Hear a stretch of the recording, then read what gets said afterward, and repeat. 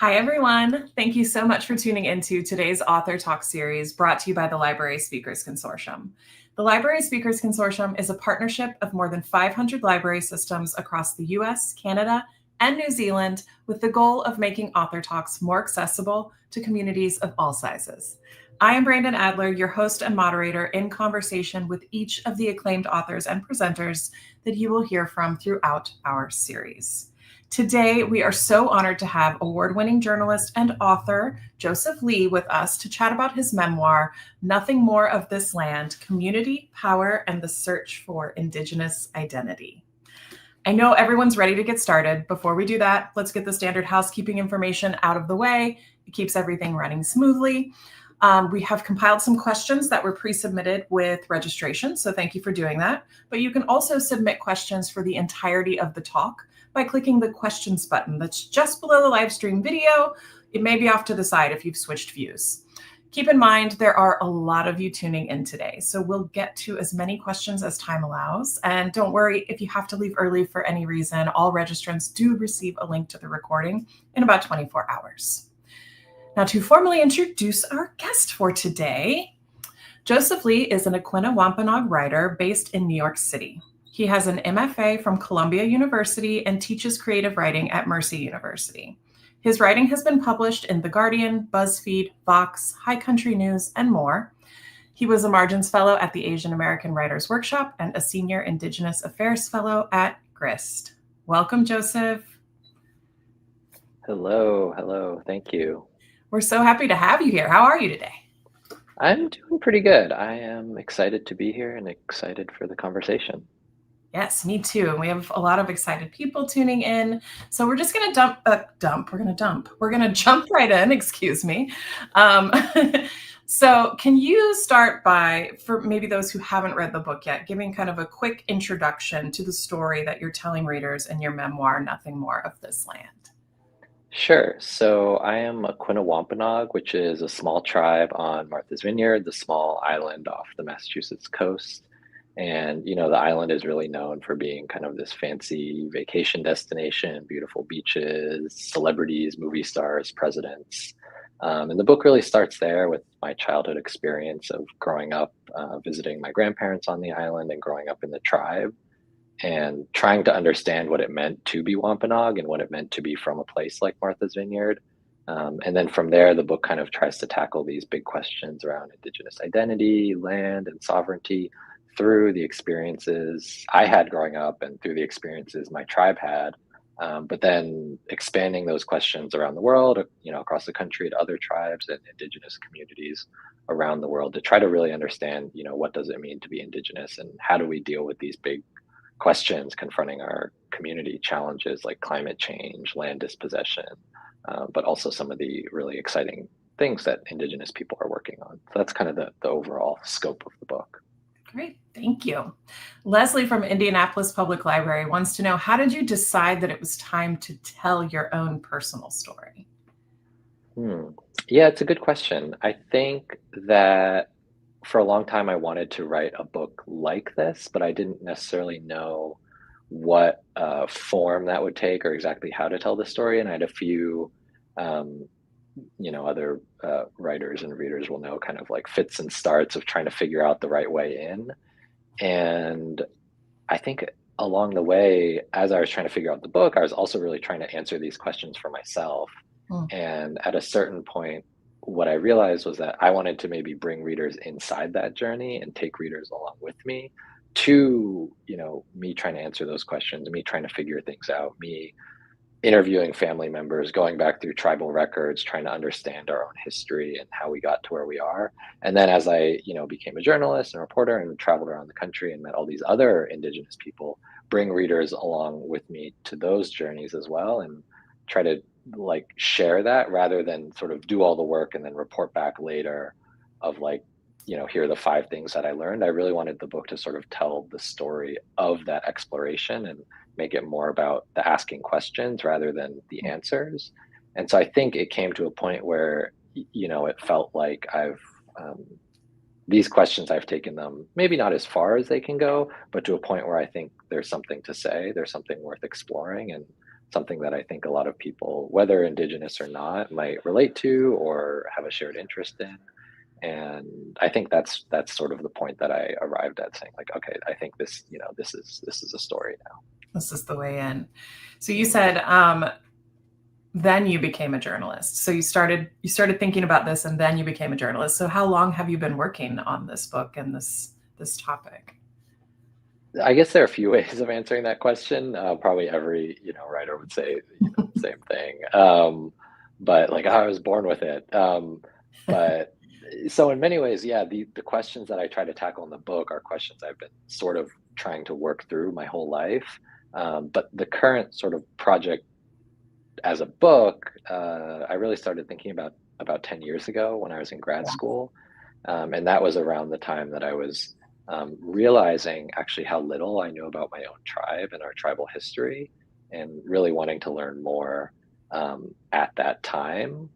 So that was sort of where that began and where I started trying to do some of the work to uncover that history and interviewing family members, interviewing past tribal leaders, looking through records, old newspapers, old photos, things like that.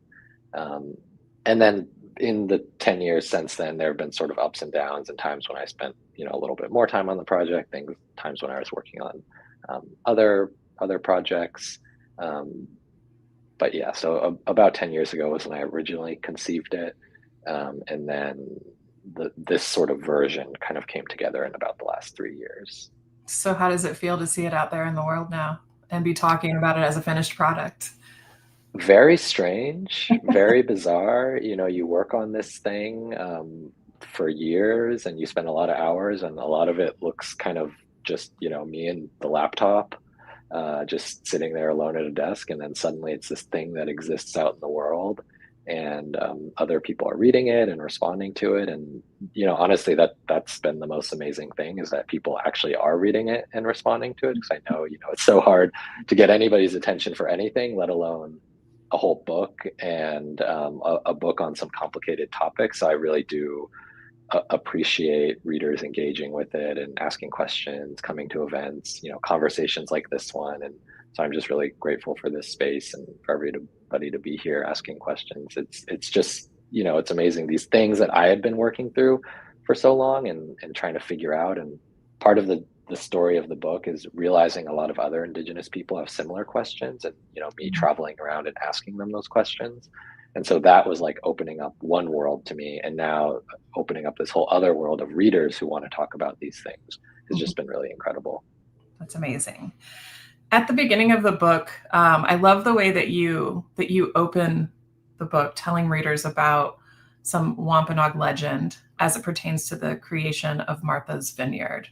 Was that something you discovered in your research? Can you talk about that what that legend is, and was it something you grew up listening? Like, did your parents tell you the legend as a child? It sounds like something maybe that you would have grown up with. Can you talk about that?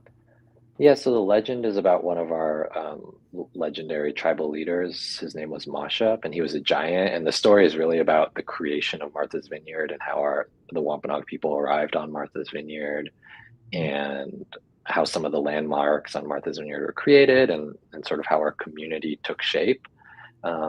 And yeah, it's a story that I actually grew up performing every summer. The tribe would do this performance of the legends of Mashup. We would call it the pageant. And so we would perform it every summer, and summer visitors, summer tourists would come and watch the tribe perform these stories. And so I very much grew up with it as kind of part of the fabric of my relationship with the tribe. And one of the reasons I wanted to start with that story is because I love a good creation story. Um, and I think a lot of times it's nice to start at the beginning, or a beginning. Sometimes there are multiple beginnings. And I also think, to me, that story is so interesting because it holds so much within it. I think the part of the book where I tell that story is like a page and a half, basically, the first page and a half of the Yeah. book. But within that, there's our history, there's culture, there's geography, there's colonialism, both past and present. part of the story is Mashab leaves because he foresees kind of invaders coming, essentially. And then I talk about, fast forward today when we're performing this story for summer tourists on Martha's Vineyard and sort of that whole strange dynamic. And, also part of it is me growing up and trying to find my way in the tribe and what does it mean to be a young person in the tribe as a kid, as a teenager, as a young adult. And so to me, all of that is like packed into this one little story. Yeah. And it just felt like a really perfect place to start and let the book kind of unfold from there.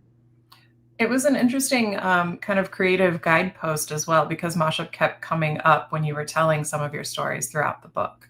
So I really enjoyed that. Yeah, I tried, I think that there are questions about like how does Indigenous culture relate to all these different parts of life. And I think sometimes that takes some intentionality, and it was important to me to weave all these different aspects of history, culture, tradition, political questions sort of throughout the book. So it didn't necessarily feel like, okay, like this legend lives over here, and then somewhere over here, separate from that, is this political question. I wanted to try to weave those things throughout. Yeah. So in the front matter of the book, before we even get to the first chapter, you provide a very handy map of Martha's Vineyard. Was that something you requested, or was that an editorial choice? That's a good question. I think I wasn't sure about the map, and then the publisher brought it up. I think my editor said like we should probably have a map, right? I said, yeah, I love that idea. It's great.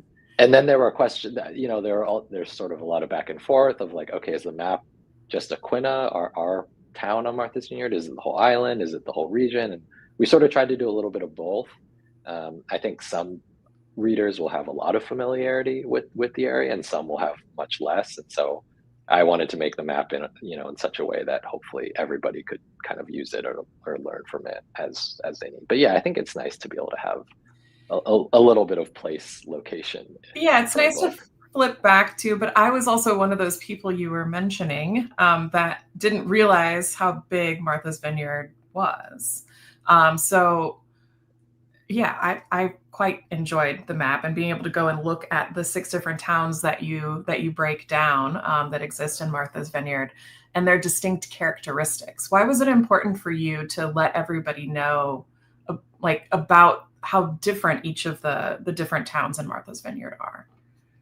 Yeah, I mean, I think, one of the reasons is just what you said, is that from the outside, if you've never been or you don't really know the island, it's like, okay, that's this one place, but it's actually pretty big. And, one of the kind of funny ways that pops up is, we're on the western end of the island and my family has a gift store there, and, tourists come up and sometimes people bike up and it's a really beautiful bike ride, but they don't realize how long it is. It can be like a 20-mile bike ride just from one end to the island, one direction. And then so people come up and they're like, I worked really hard to get here. Like, how do I get back to my hotel? Or, how do I get back to the ferry? And I think that, that's just one example that shows that people think of Martha's Vineyard as this one place. But then within the island, there's so many layers. Most people, if they know the island, don't necessarily know that the Wampanoag people are there. They might not know about the Brazilian community there, the history of the Black community there.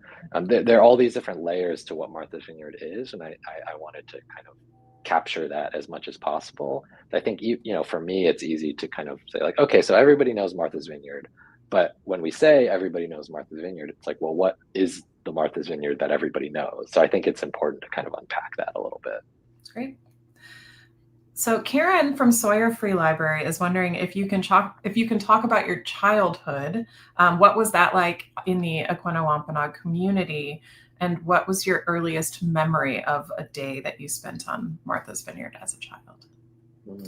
Good question. So I grew up off island. I grew up in the Boston suburbs, and then my grandparents were on the island in Aquinnah, and so my family and we would go back in the summer and like school vacations, long weekends, and always kind of going back to the island. And so for me, that was kind of my experience was, it was this place that we went, right? And every summer, my brother and I would go to tribal summer camp. And those are probably my strongest childhood memories of the tribe, is going to tribal summer camp with our tribal cousins and, doing activities, going to the beach, learning little fragments of our language. At that time, the language was sort of in the early stages of a revitalization effort, which is, still ongoing, but I would say more expanded today. And so we were learning Wampanoag language phrases, introducing ourselves, but then we, run around and scream and do whatever kids do in the summer. And that's kind of those are like my early memories of the tribe, is kind of that feeling of like, in some ways, just what I would consider like a standard carefree kind of summer fun experience, but with this extra layer of like feeling belonging and community and sort of this like deep rootedness and attachment to the people and the place.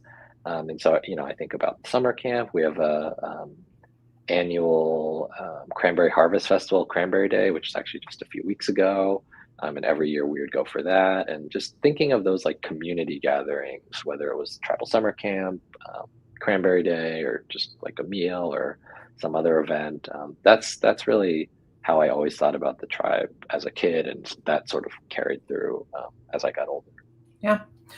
You talking about tribal summer camp makes me want to ask Bobby from Free Library of Springfield Township. Bobby's question was who were your role models growing up and why? And in the chapter where you open with summer camp, you kind of talk about like the first mentor that made you feel like you belonged to a real tribe, Tobias. Can you talk a little bit about that and maybe mention any other role models that you had growing up? Yeah, I mean, I guess the first one I would say would be my parents. They really, I think, taught me the importance of family and community, and I think really made an effort for my brother and I to know our tribal community and know our cousins and our family and who we are and where we come from.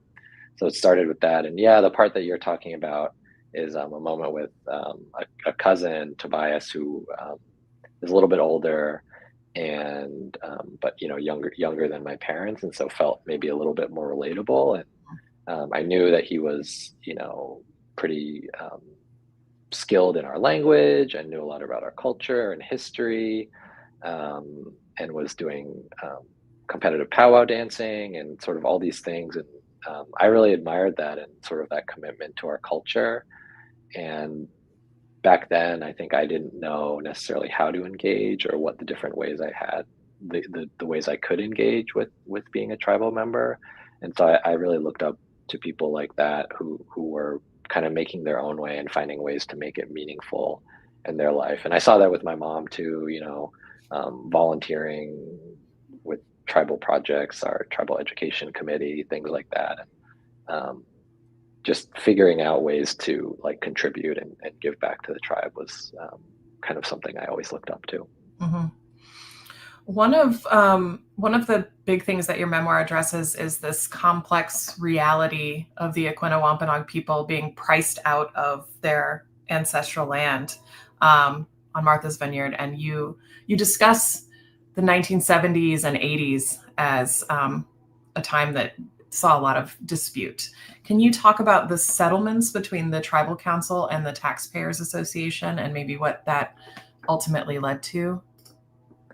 Yeah, I kind of, I start with Masha, but I sort of breeze through a lot of our history, and I kind of pick the story back up around this time, 60s, 70s, Mhm. 80s, which is an interesting time because in some ways it's when Martha's Vineyard was really becoming what it is today. For many years before that, people were coming to Martha's Vineyard because it was beautiful, but it was really around that time that it sort of started to explode. It was around that time that the Kennedys were coming, and I wrote about that. And Jaws was filmed on the island, and that contributes, and that is also featured in a chapter or two.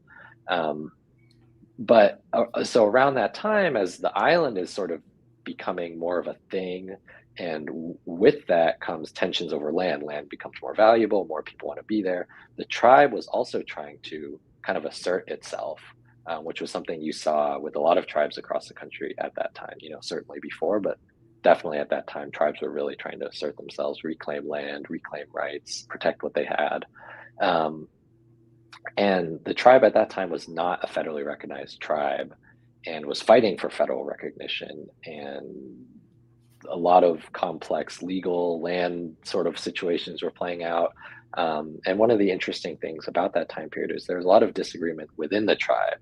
Um, different sort of tribal factions, they were called at the time, formed, and tribal members had disagreements like, well, should we try to get back everything? Should we try to get back a little bit? What's going to be realistic? What's the right way to approach this? And what ended up happening is the tribe did get federal recognition, did get a chunk of land back, did get many things, and also signed this settlement agreement with the town, which at that time had this other group that you mentioned, which was then called the Taxpayers Association, which was sort of trying to protect their own interests as non-tribal member landowners in town. And that settlement agreement is still relevant today. We see it in, ongoing debates over a casino in town, because the settlement agreement, has certain things that the tribe agreed to follow, basically. And so forfeited all claims to the land in Gayhead, which was very surprising to read. yeah, it sort of says like, because at that time there was an open question if the tribe would have the right or authority to claim all of the land in town. And what the settlement agreement said is like, okay, we're going to take this part, but the rest of it is okay for you to keep. And so, yeah, I think, it's one of those tough situations that tribes are kind of forced into, of often, having to make compromises or, find a way through that maybe isn't ideal. So yeah, it's a really, that was some of the history that I didn't know. I wasn't alive at that time, but it only happened sort of a few years before I was born that all of this was unfolding. And when I realized this, it was really surprising to me, like, okay, all of these important land and legal decisions that have happened and really impact the way I perceive the tribe and the tribe that I know today. It's not like it happened, right after the Mayflower arrived. It happened, 10 years ago, 15 years ago. So that's something that I really had to learn. Mm-hmm. Harriet is saying, as an Aquinnah Wampanoag, I find that our identity, our story, and our history is pretty lost in Massachusetts. My pride runs very deep in who I am. I try to write the false information out there. How do you handle this? And is this something you find other Indigenous people struggle with in those that you've spoken with? Hello, Harriet. And yes, I think that it's definitely something I struggle with. I think all Indigenous people across the country and around the world are dealing with erasure, oppression, persecution. I think there's a unique way that it manifests in the Northeast in the US, because the sort of common narrative is like, those tribes got wiped out and then American colonialism and expansion moved west, and Trail of Tears, Wounded Knee, blah, blah, blah, some other stuff happened. And it's this really like simplistic, whitewashed version of history. And of course, we were not wiped out. We're literally still here. But it's hard to kind of talk about that sometimes. And so, yeah, to the question, I definitely do think that when I talk to other Indigenous people, they really identify with those struggles and questions. And that's one of the reasons why I wanted to write this book, is to put our story out there, and to put our story out there as told by us, or as told by at least one of us. A lot of books, a lot of material has been written about the Wampanoag people. Very, very little of it has been written by Wampanoag people. There's a lot of academic, popular history, fictionalized accounts of Wampanoag stories. Most of it's written by non-Wampanoag people. And so it felt really important to me to tell the story from our perspective and try to include Wampanoag voices, like my parents, my grandparents, other folks in the tribe, my cousins. And that's also why it felt really important and special for me to have the cover of the book. There's it's an old family photo of my grandfather as a kid and his family. So it felt kind of special to do that, like to put our stories and our faces front and center, which I think has often not been the case. Yeah. I enjoyed the cover of this book. I'm glad to hear that you had some say in it. That's not always the case, right? Yeah, that's what they say. I guess was fortunate to have a really good and supportive publishing team, and I think they, were on board with the vision. And it takes some time to get there. I'm not a cover designer. I just have some ideas, and the editor has some ideas, and you kind of just throw things around. But I'm happy with where we landed. When did your family arrive on Martha's Vineyard? Can you walk us through that timeline, that the lineage of your ancestry on Martha's Vineyard? Well, on the Wampanoag side, the Wampanoag people have been on Martha's Vineyard for over 10,000 years. So, Mhm. long before written records. Um, and one of the interesting things that I write about in the book, and I sort of discovered in the research and reporting process, is that I always thought being Wampanoag and being Indigenous more broadly meant like you stay in the place. Mm. There's a deep connection to an attachment to the land. But I always saw that as kind of like this static relationship. But of course, it's not. And the more I learn about my family history, the more I see how often we were coming and going. My grandfather was kind of this great boat captain, and he sailed around the world. He went to all these other places, and he actually met my grandmother in Japan, and that's where my mom was born.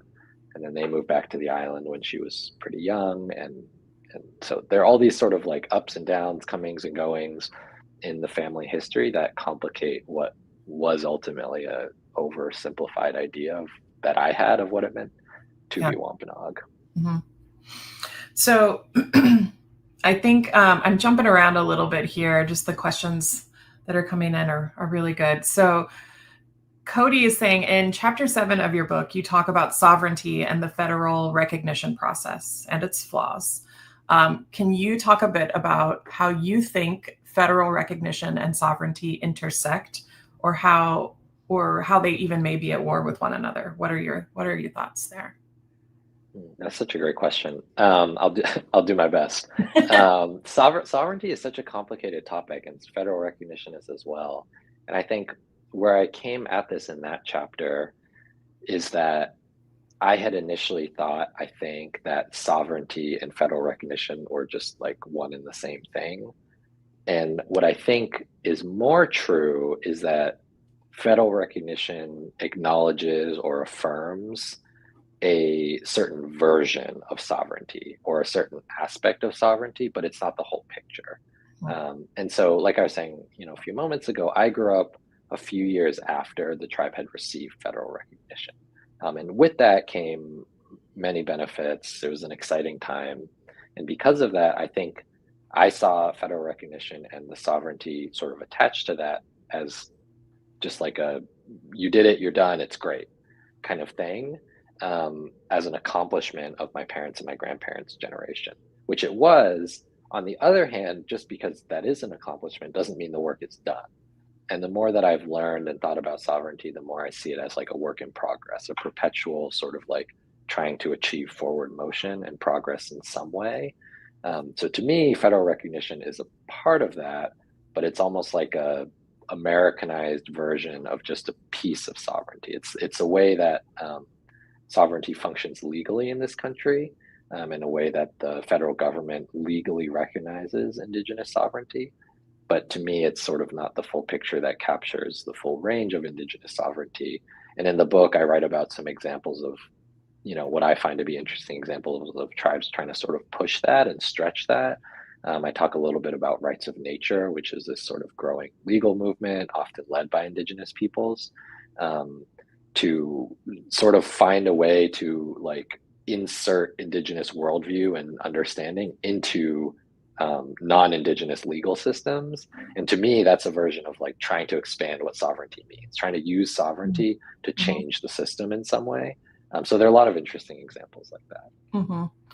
With federal recognition, though, that I guess as a person who just learned this in your book, I didn't know that there was a process of that you had to keep going through the process to keep your federal recognition. Is that right? Or did I misunderstand that? No, it's more like pretty much once you have it, you have it. There have been some cases where it can kind of be removed or rescinded, but it is sort of like you apply and you get it. Uh-huh. But what often happens is that the getting it process takes a long time.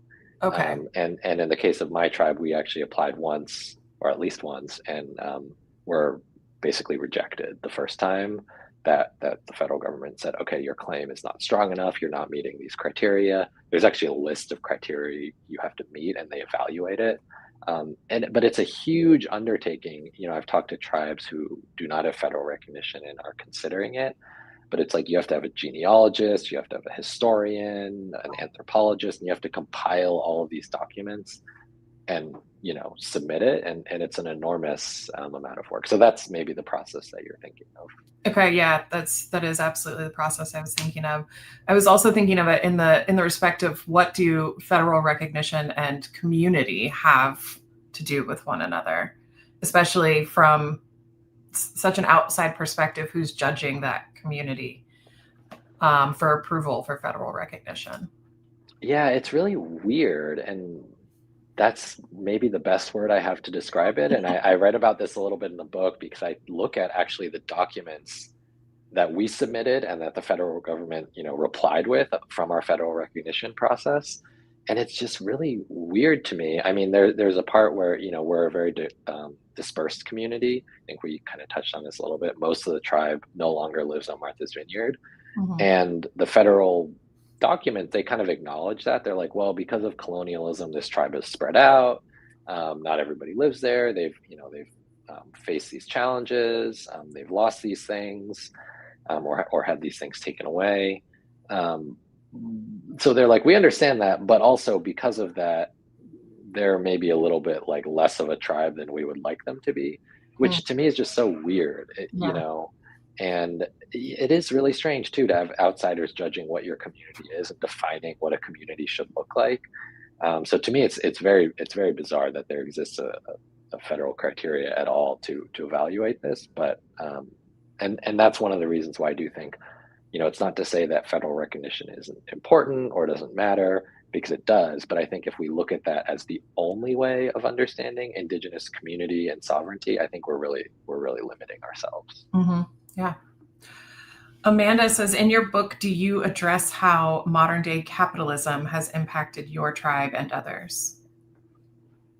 I would say the way that I do that most explicitly, well, there are two ways, I guess. One of them is that this is maybe not so modern, but throughout the extended colonial period, is that the federal government, state government, and local authorities really tried to sever Indigenous ties with the land. They tried to steal land from us in every possible way, legally, illegally, violently, sneakily, through paperwork.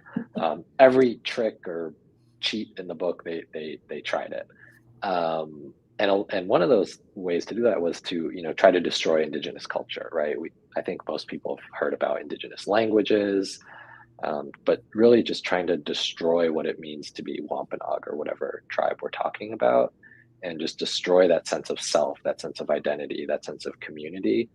And that essentially is like forcing Indigenous people into an American capitalist system rather than what they had before.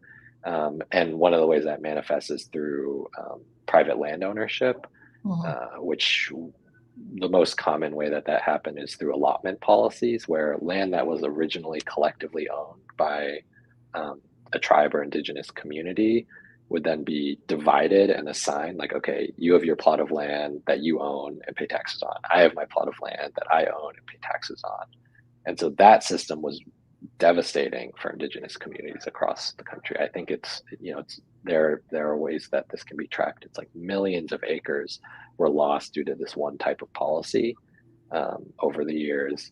And that, happened on Martha's Vineyard, and we still see it today with property prices, tax values just skyrocketing. People can't afford to live there. And then the other, I would say, relevant note is about tourism, which, Martha's Vineyard is a really big tourism economy. Tourism is the biggest industry on the island. It powers most things on the island, and that, I would say, is a really tricky spot to be in for my tribe and other tribes that I've talked to, where you rely on tourism, but you also know that tourism is ultimately something that's not really benefiting the community or the land in sort of a long-term way. Mm-hmm.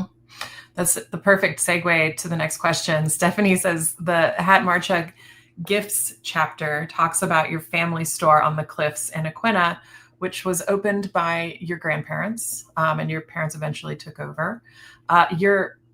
You flagged the store as a milestone for when your relationship with Martha's Vineyard began to transform and how it began to shape the way that you think or thought about what it meant to be Wampanoag. So Amanda is saying, how did spending time in your parents' gift store bring about a new kind of awareness? And I think you probably just touched on that, which is tourism, I would imagine. Yeah, I mean, this goes back to our initial sort of back and forth about Martha's Vineyard and what people know about Martha's Vineyard. I mean, working in the store, anybody who's worked in retail will know that people are not always the most polished or polite when they're approaching you, no matter the context, and the filter for whatever reason kind of just turns off. And that was totally the case on the island. And I think in many ways it was even worse. And people would come in and just like say the wildest stuff and ask totally inappropriate and random questions. And, I think in the book I give some examples, people asking like, do you live in houses? Do you use iPhones? Like, do you speak English?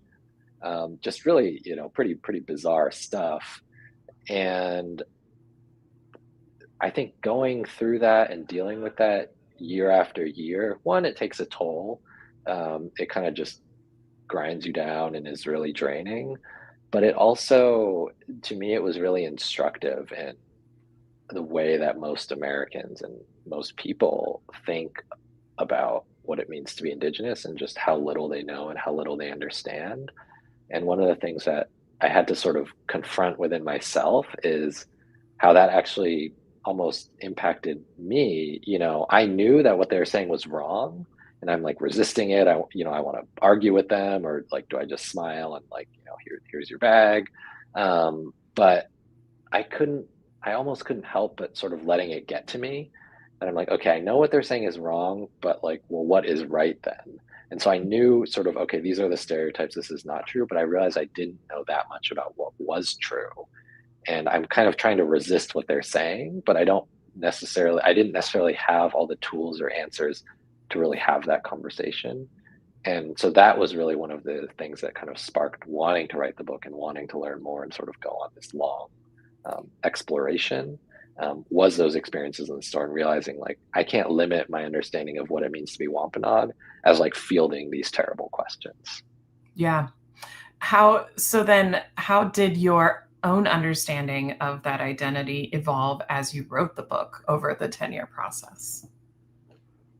Yeah, I think that where I've really arrived with it is that um, I think I've come to accept that it's an evolving identity. Mm. I thought it was always something that I was sort of like trying to reach for, something I was trying to achieve. Like, okay, I need to be this way, and when I get there, it'll be great. I think what I've realized through writing the book, through talking to so many other people, is how much it's just an ongoing process. Um, and there have been years in my life where I'm a little bit less connected to the island, less connected to the tribe. I'm not like thinking about being Wampanoag all the time. And there are years, certainly this is one because of the book, where I'm thinking about it like constantly, right? And it's a huge part of my life. And I've come to accept that that's okay. And I think a good thing that it's like it evolves, it shifts, there are ups and downs. So I would say that's really the biggest kind of lesson that I've taken from the book is that it's this constantly evolving, shifting thing. And it's more about like intentionality and action than like one specific thing. It's about like, am I trying to do this? Am I trying to learn and grow and understand? And as long as you're trying to do that, I think it's okay. You've brought up the Wampanoag language a couple of times, and in the book you talk about taking classes, starting Wampanoag language classes during the pandemic on Zoom. Are you still taking those?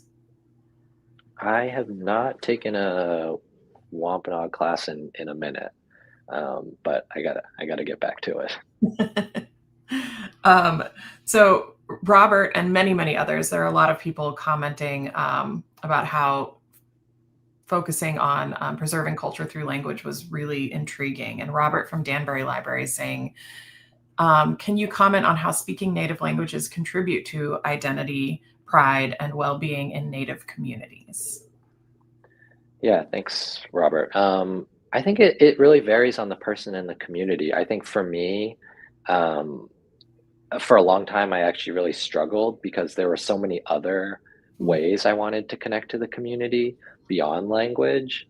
And it felt a little bit maybe distant to me. Like, how does, memorizing some vocabulary in our language help me connect to my community more?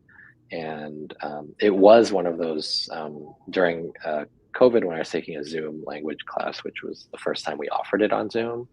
Normally, it was an in-person only experience, and that experience really kind of reminded me of something I'd always known, which is about the language is important, but it's about so much more than the language. So for me, what those language classes did was it was a way to connect with my cousins, my family, tribal members, the community, and really think about like these questions of being Wampanoag, our culture. And yes, along the way you learn the language, and that's great. Um, so for me, I think it was a really important reminder of all the other things that language can do. And I talk a little bit in the book too about language informing worldview. Like imbibed in the language is the way that Wampanoag people saw the world. And so learning the language, you're understanding more about the way our ancestors saw and understood the world. So it's about all these things, communication and history and tradition. And I think I needed to have that reminder of like maybe taking me outside of like sort of the American, like just memorize a bunch of vocab words and like have some flashcards way of learning language. Yeah. That's that's a very beautiful way to think about language. And it's interesting that you learning it online, because you can kind of see why you would want it to be in an in-person experience, the way that you just described it. Um, that you learning it online still kind of gave you this sense of community and connection. I really like that. Yeah, it was a really unique experience. Yeah, like until that point, everything I had done in the tribe had been in person my whole life. Um, and I think what was so great about that was, I think as we know, right? I'd love to be in person with everybody here. I think online can never replace in person, but it can add, it can supplement. Yeah. And what was also so important about those Zoom classes is that so much of my like rest of my life outside of tribal activities lives online, right? Through Zoom, through email, through texting, through all these things. And so it always felt a little bit separate that there was this big part of my life that I cared about, which was Mhm. being Wampanoag, but it only showed up in this one way. And so for it to then be able to show up, okay, on Zoom, like on email, and all these other places that I live and spend so much time, too much time. We all spend too much time on our phones. But to be able to sort of like connect those things, it's like, oh, this can be a part of my life in more than one way. Yeah, absolutely. And even the when you're talking about there's a part of the book where you're talking about you and your brother trying to get the tribal council meetings online, and that eventually had to happen that you could live stream them because of COVID-19. Is that still continuing? Yep, we still have virtual meetings. We have mail-in voting, which also started during the pandemic. I actually just mailed in my ballot for our tribal election in a couple weeks. So yeah, a lot of things have really changed in a few years, and a lot of these questions are still kind of controversial because people are trying to figure out like how does this work? Does this make sense for us? What's the best way forward? So these are still open questions that I think it's really good for us to discuss and try to figure out together. Yeah. Um, so Shirley is saying, in identifying as Wampanoag, are you afraid that you are, quote, betraying your Japanese and Chinese ancestry? And with that, Karen was asking if you have any interest in diving into that part of your ancestry as well, as far as like maybe writing even another memoir about the other side. Yeah, I think I used to see it, maybe not betraying, as more like I had to pick one or the other. And I think some of that comes from the really narrow way that we talk about identity and who we are Mhm. in this country, where it's like you have to be this one thing, and if you're that one thing, it means you have like these five characteristics, or you Yeah. feel this way. And I always felt that like, how can I be all these different things? How do I fit that all together? And part of the answer is, what I said a moment ago, where it's like, it's okay for there to be a time where, like, let's say I'm writing this book and I'm talking a lot about being Wampanoag. It doesn't mean I'm not Chinese or Japanese anymore. It just means I'm maybe not talking about that as much. Yeah. And so that's kind of where I've come with that. And, it was important to me. There is a chapter in the book where I do talk about my Chinese and Japanese sides of my family. And it was important for me to include that in there and kind of include that as part of the Indigenous story too, because to me, that's all part of who I am and that's all related. I didn't want it to be like separate. But to the other question or other part of the question, I definitely do want to learn more about the other parts of my family. And, even in this book, I'm, on the Indigenous, the Wampanoag side, it's sort of a relatively narrow focus part of our family history that I'm talking about. So yeah, people who do history or like history will know that it's like you learn one thing and then suddenly you have five different questions, and that leads to 100 more questions. And so yeah, I Mhm. definitely would love to have the opportunity to dive into all of that more. One of the things that I loved reading throughout the book was that you took the reader on kind of the research journey with you. You were constantly talking about discovering something, like your grandfather's involvement in Lot 615, like discovering that in an old chest, or like looking at photos and old newspapers. And then in the back of the book, you have this wonderful notes section in the end pages that just outlines and lists the sources that you used. So if you do get kind of enthralled with a certain section of the book, then we can look at what you were looking at and go learn more about it.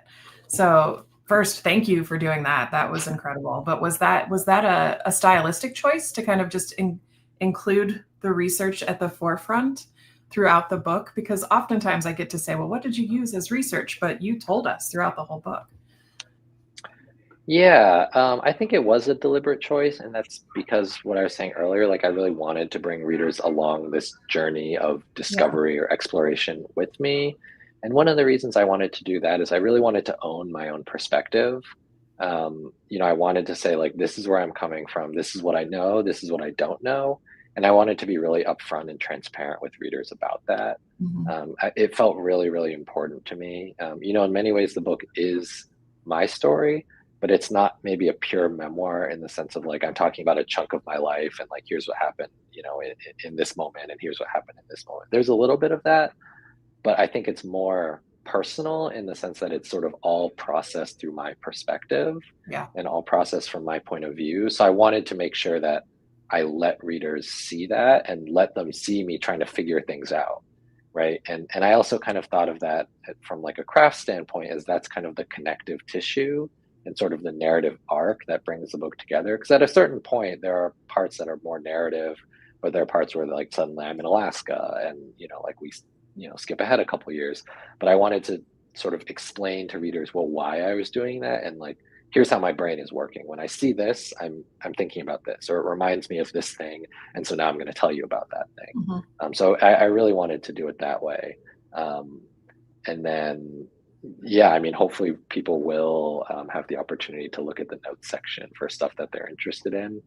Um, I tried to read as widely as I could, and read as many Indigenous books as I could, sources. So I think that was an important part of the project for me too, is kind of like establishing or reestablishing a historical record or playing some role in that for the Wampanoag people. Because, when I went to do this work, there were not that many places I could look. There were people I could ask, there were bits and pieces, but it felt like there wasn't so much like accessible information. And so I wanted to leave some kind of record of at least part of that story behind. So that's kind of all part of why I did it that way. Great. It was very effective. I liked it a lot. Thank you. Miles is saying the chapters on freedmen and enrollment/disenrollment really stood out to me. When did you decide that you wanted to talk about them and share their stories? Yeah, so I guess just to explain maybe very quickly about the freedmen is that these are people who are descended from folks who were enslaved by tribal nations in what's now Oklahoma. So it's the Cherokee, Choctaw, Chickasaw, Seminole, and Muskogee Creek nations, enslaved Black Africans before the Civil War, and then after the Civil War, they all signed treaties. Um, Complicated, but essentially saying like, okay, these people who we formerly enslaved are now free, and we will accept them into our nations. Fast forward to the 20th and 21st centuries, a lot of those people are facing discrimination or, losing rights or persecution in their own tribes or exclusion in some way. And I became aware of this and, followed it as a reporter and wrote some stories. And it felt really important for me to include that in the book because I'm talking about the complexity of Indigenous identity and what it means to belong and how we define belonging. And this seems like a really important example to talk about.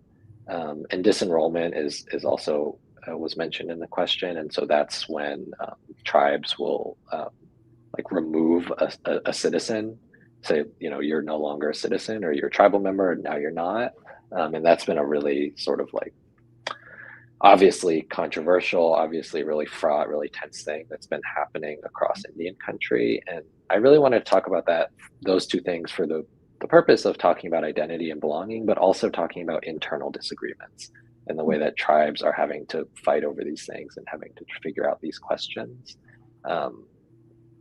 Because, honestly, a lot of thinking through those stories has helped me try to understand what tribal citizenship means, what having a tribal ID card means, what it means to belong, how we determine belonging. So it was really important to me to include those stories too, and include the voices of people going through those situations. Mm-hmm. Great, thank you. Angela from Harris County Public Library is saying, your ancestral land has been mistreated and exploited, much like mine. She says Native Hawaiian. What do you think are steps that tribal leadership and even the US government could take to repair the damage? Yeah, first of all, thanks for Good the question.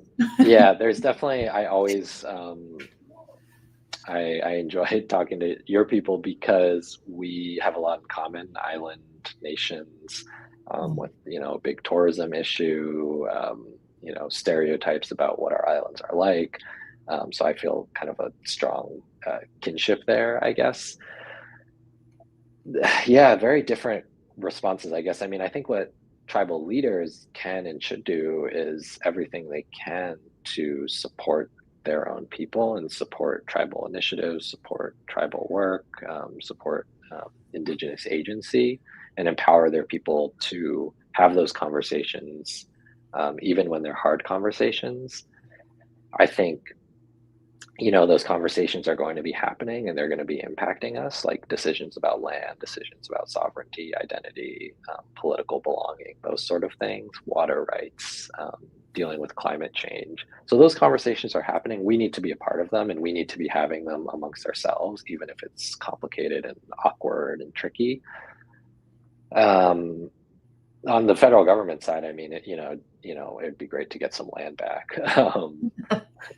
Would be a thing, and it'd be great for the federal government to live up to treaty agreements. A lot of times, tribes have signed treaties with the federal government that's not being honored.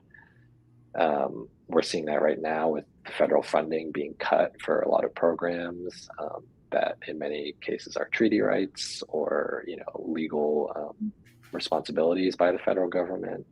So in some ways, it's like live up to your word, but also, I guess, maybe think bigger than that. But I also know that that's a long battle, for sure. So Leslie and many others have posted this question today, but Leslie from Berlin Peck Memorial Library is saying, what are some good ways for non-Native people to support Indigenous peoples' endeavors? Yeah, I would say a few. I mean, one, as a writer, I'll say this is, read our books, buy them, get them from the library, request them from your library, write positive reviews, share them, tell your friends about the books. I think every year there are more and more Native or Indigenous authors, and I think we all, need as much support as we can get. This is an interesting time of year. I think,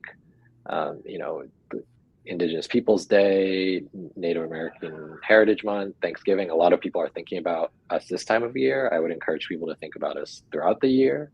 I think also a lot of times it's just like asking, asking the tribe, like, hey, what do you guys need? What do you want? How can we help? Um, Rather than assuming that you know what they need. Um, I think in many cases, tribes or indigenous people have already said, like, okay, here are the things that we want. Here are the things that we need. Here are the things we're working on. Um, so that's what I would say. I would also say, like, it's all of our responsibility, myself included, to learn as much as we can about this history and to understand it and understand how history affects the present and Mhm. understand how colonialism wasn't just this thing that happened a while ago and it was bad, and is over. It's not over, it's just evolved. So I think I would say all of that. And still happening, like you said, evolved, and in other countries as well, which you write a bit about in the book. Mhm. Peggy from Snow Isle is saying, you are a remarkable and wonderful asset to journalism. What drove you to that work? Yeah, that's a good question. I think I was writing originally and I didn't really know that I could do journalism. And, that's one thing, is that I didn't know that that was a path for, people like me. And I didn't know what that path looked like and how to do it. But at a certain point, I was doing research and I was doing interviews, and I kind of realized, like, oh, actually, maybe this is journalism, and maybe journalism is the way that I can do a lot of what I want to do, which is to, tell these stories about Indigenous people to help us all understand these complex issues. Um, and then, I go out and I learn about this amazing world of Indigenous journalists. I've been lucky to be a part of the Indigenous Journalists Association, which is an organization people can look up and learn more about and support. This amazing network of Indigenous journalists across the country and around the world working to tell these stories, to support Indigenous journalism, to shine a light on these things, and to kind of correct some of the mistakes that mainstream or non-Indigenous journalism has made over the years. Mm-hmm. Okay.